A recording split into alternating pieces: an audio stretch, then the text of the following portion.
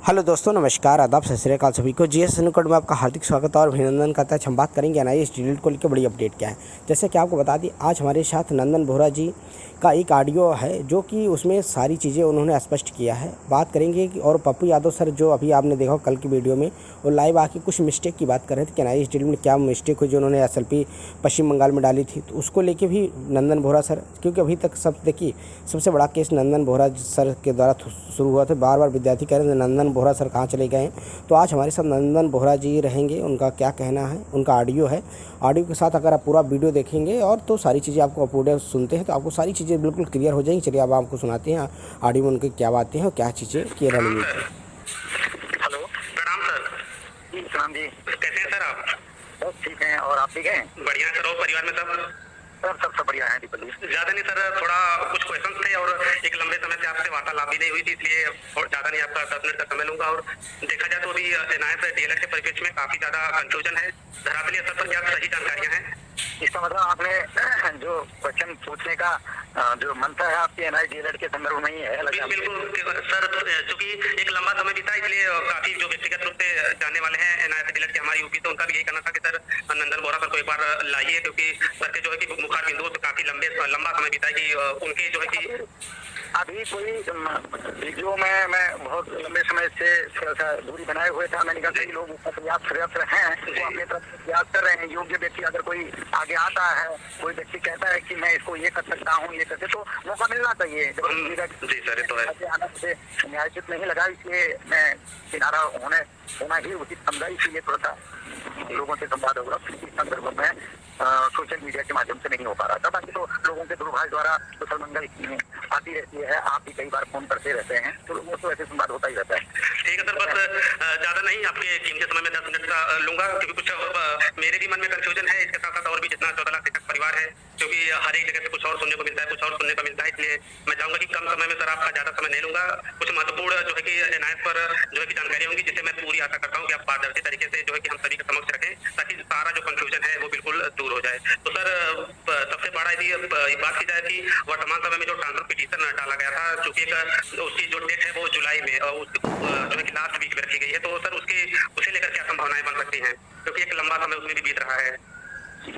देखिए, कई लोग, मैंने जैसे पूर्व में ही आपको वार्ता से पूर्व ही मैंने आपको ये बोल दिया था कि कई लोग जो अपने अपने सब तरीके से कानूनी उसमें किस प्रकार से अन्य राज्यों को उसका बेनिफिट मिल सके, इसलिए लोग प्रयासरत हैं, कर रहे हैं। और ट्रांसफर पिटीशन की जो डेट है 29 तारीख की हमको दिखा रही है, तो इस विषय में 29 तारीख के ही बाद आगे क्या हो सकता है, जज साहब का रूप क्या है, हमारे अधिवक्ताओं के द्वारा कैसी वहाँ पर पैरवी की जाती है, ये बातें सभी और कौन जज सुनते हैं, क्या गवई जी के कोर्ट में जाएगा या कोई लार्जर बेंच से उसमें मिलेगी, ये तमाम बातें भविष्य के गर्भ में है। अब आने वाला वक्त ही 29 तारीख के बाद ही इसमें से कहा जा सकता है।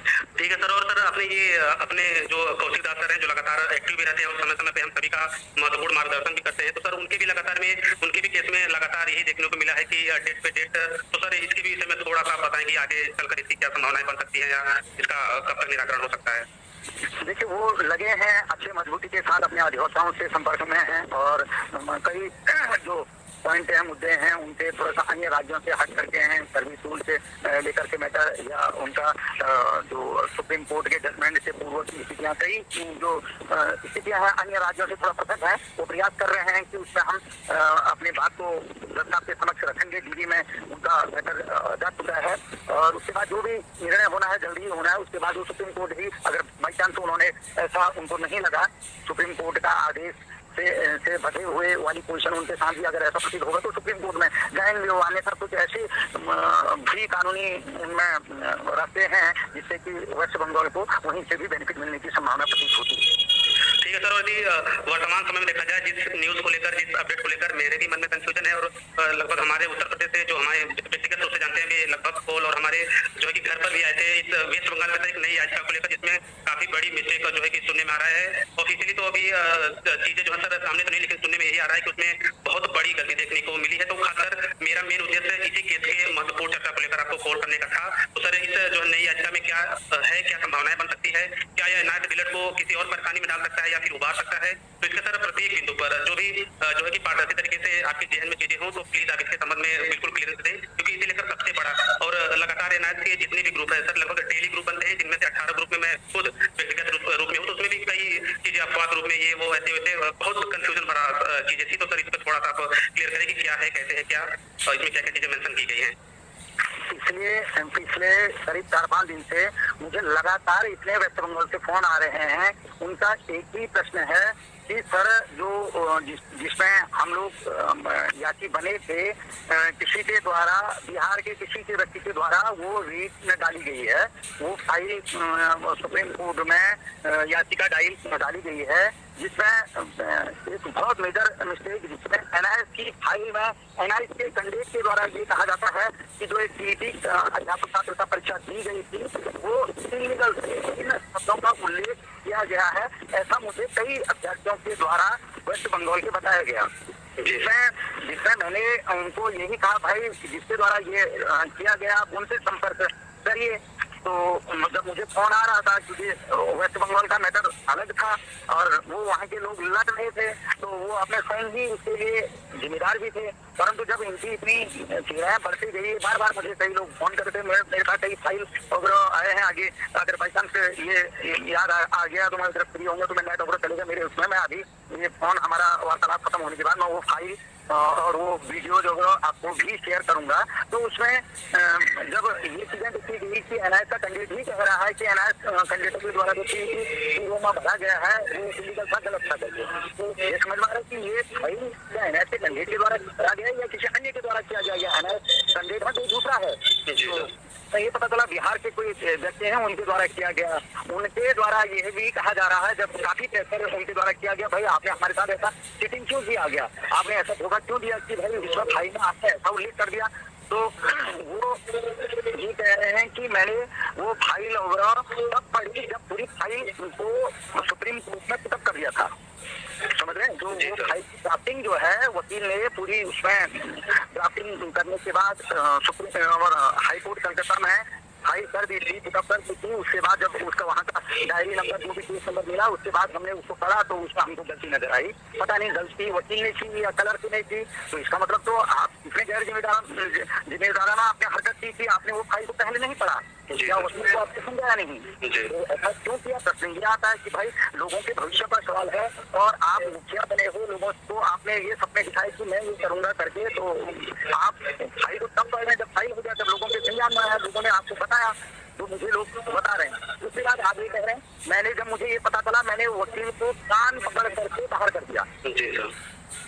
अब ये सोचने का विषय है, क्या एक अभ्यर्थी जो किसी वकील से, हाईकोर्ट के वकील से अपनी फाइल ये करवा रहा है, केस करवा रहा है, और वो कह रहा है कि मैंने कान पकड़ करके वकील को बाहर कर दिया, कितना ये इसमें कितना विश्वास वाली बात है? नहीं सर, ये तो संभव सी बात है। और दूसरी बात और भी कह रहा हूँ उसमें कि वो छोटी सी वीडियो है, उसी वीडियो में इतनी भ्रांतियां, इतनी ऐसी बातें हैं जो कि बिल्कुल निराधार है। क्योंकि आप कह रहे हैं बार काउंसिल में हमने आपकी शिकायत कर दी, अरे आप अपने भाई को नहीं पढ़ रहे हैं, उसमें वकील की क्या गलती है? और दूसरी बात आप ही जैसे लोगों ने, आपने ही ये कहा था कि नंदन बोहरा सुप्रीम कोर्ट में हमको हरा दिया है। अरे मैंने तो किसी को नहीं कहा था कि आइए आप फाइल मत करिए करके, आप भी फाइल कर लेते, आप भी वकील लग लेते। मैं जिस वकील से मिला था, मैंने लोगों को पहले घोषणा करके रखी थी, मैं मीनाक्षी अरोड़ा जी को एज ए सीनियर काउंसलर अधिवक्ता के तौर पर हायर कर रहा हूँ। तो मैंने जब 1 हफ्ते पहले घोषणा कर दी थी, मैं वहाँ गया, फोटो मैंने शेयर की, वीडियो मैंने शेयर की, तो आप भी जा सकते थे, आप भी पूछ सकते थे। बिल्कुल सर। उसके बाद और भी कई बातें उसमें ऐसी चलता है कि अरे हम कोई अच्छा काम कर रहे हैं, लोग उसमें अच्छा काम करते हैं, बताइए। जी सर। है ना, क्या अच्छा काम कर रहे हैं, क्या क्या आपने ऐसी एक्टिविटीज कर दी लोगों को, उसके बाद सिखाया जा रहा है कि अब हमने हमारे कम बजट की वजह से हमने ये वकील रखा, अब हमने सीनियर वकील रख दिया, अब दूसरी वो कह रहे हैं हम वो छूटा है उसकी ड्राफ्टिंग तो हम वापस ले लेंगे।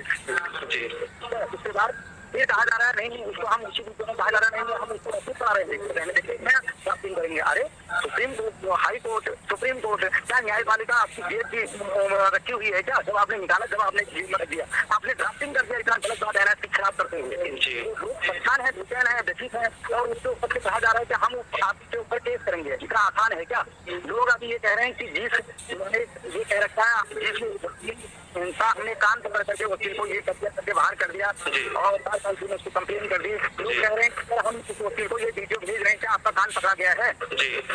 तो मैंने कहा भाई आप स्वतंत्र हैं, आपके साथ अगर कोई ऐसा चीटिंग हुआ है जरूर आपको करना चाहिए, इसलिए आगे आगे आना चाहिए, है ना। अब इसके बाद आप आज तक किसी का विरोध करते आए थे, अचानक आपको इतना माया ममता माया मोह क्यों होने लग गया था? आपने उत्तराखंड के लोगों को इतना अंधकार में रख करके उनको पागल बेवकूफ बनाया आपने, उत्तराखंड के हमारे लोगों को। जी सर। आज उनको प्यारे कर दिया आपने। जी। तो सब जगह आपकी ये नहीं चलेगी ना कि भाई आप ये कहेंगे कि हम ही विद्वान हैं। इसका मतलब पूरा ये प्रतीत हो गया लोगों को कि भाई आप एनआईटी के अभ्यर्थी हो ही नहीं। जी सर बिल्कुल। जब आप एनआईटी के साथ इतना सौतेला व्यवहार कर रहे हैं, इसलिए आपने कैसे कर दिया आपने ये? एनआईटी का फाइल किया केस, एनआईटी ही विपरीत लिख दिया उसमें। जी। तो लोग बहुत उबाल में हैं। आपका फोन आ गया तब मैं आपसे ये बातें शेयर कर रहा हूँ। मैंने उनको कहा भाई आपके साथ अगर गलत हुआ है तो आप संबंधित व्यक्ति के खिलाफ जो भी कानूनी कार्रवाई करना है आप करिए। अरे उनको क्या हक है वो कहें कि हम आपके खिलाफ केस कर देंगे, सुप्रीम कोर्ट आए या ड्राफ्टिंग के विषय में ये कर देंगे। आप उस वीडियो में कितनी बेहूदी बातें कर रहे हैं, कितनी गलत बातें कर रहे हैं आप। जी सर। है ना। तो ये मुझे भी भेजा था, ये वीडियो भेजा था, उन्होंने वो एसएल जो रीड लगा रखे हैं वो रीड भेज रखे हैं और वो पॉइंट भेज रखे हैं, बहुत चीजें भेज रहे, कई दिनों से भेज रहे हैं। जी।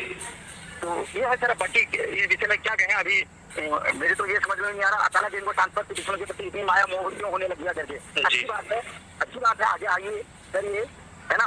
तो कम से कम आप एनआई वालों के साथ खिलावा मत करें। मेरे केस के विषय में कहा गया था, अरे उन्होंने तो अपेंडिक्स 9 नहीं लगा रखा था, उन्होंने तो ये नहीं कर रखा था, उन्होंने आपको पढ़ना भी आता है एसएलटी? जी सर। है ना। तो काउंटर में क्या लिखा गया है, कितने काउंटर हमने वहाँ रिजोनल कितने वो करे अपना और एडिशनल डॉक्यूमेंट कितने लगाए, आप देखिए ना कौन कौन से डेट का हमने वहाँ पर काउंटर वगैरह दाखिल किए हैं करके।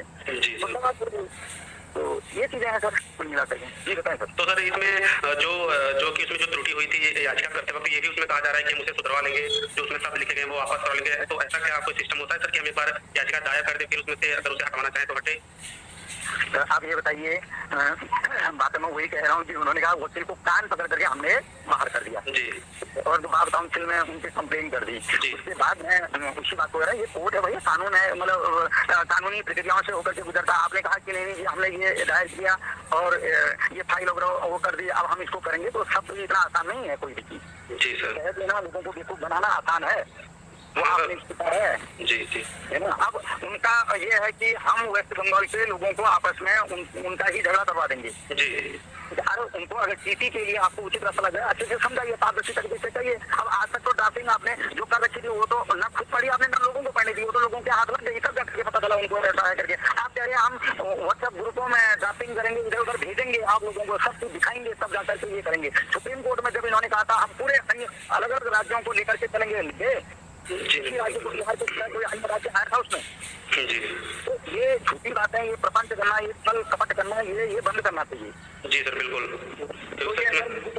तो मुझे तो आसान काम नहीं लग रहा है कि उसको उस लाइन को हटा करके उस पर दूसरी लाइन जोड़ देंगे। उसमें कह रहे हो, पहले कह रहे हैं कि वीडियो के 1-8 मिनट के अंदर में कि हम उसकी ड्राफ्टिंग उसको विड्रॉल करवा लेंगे, फिर नहीं करेंगे, फिर उसी के लास्ट में ये बोलते हैं कि ना हम उसको ऐसी ही पेंडिंग रहने देंगे, उसको हम जा करके आगे फिर एसएलसी में ले जाएंगे।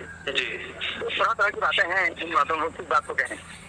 तो सर सब मिला जुला कर यदि इस नए जो केस में मेंशनिंग हुई है, ड्राफ्टिंग हुई है, ये पूरे लगभग एक बड़ी समस्या ला सकता है। इसमें चेंजेस तो सर कम ही चांसेस है, लेकिन एक बड़ी समस्या का उत्पत्ति करेगा, क्योंकि अलग जो समस्या थी वैलिडिटी को लेकर वो तो थी ही, लेकिन अब इसमें ये नया जो चीज जुड़ी है ये काफी बड़ी परेशानी में डालेगा। तो खैर ये चीजें तो सर है ही। और सबसे महत्वपूर्ण सर सवाल ये भी था कि चूंकि सर आप लंबे समय से आ भी नहीं रहे थे, तो सर सबसे महत्वपूर्ण ये चीज है कि अगर आपकी तरफ से स्पेशली एनआरसी बिल वैलिडिटी पर क्या मतलब चीजें की जा रही है आपके व्यक्तिगत रूप से?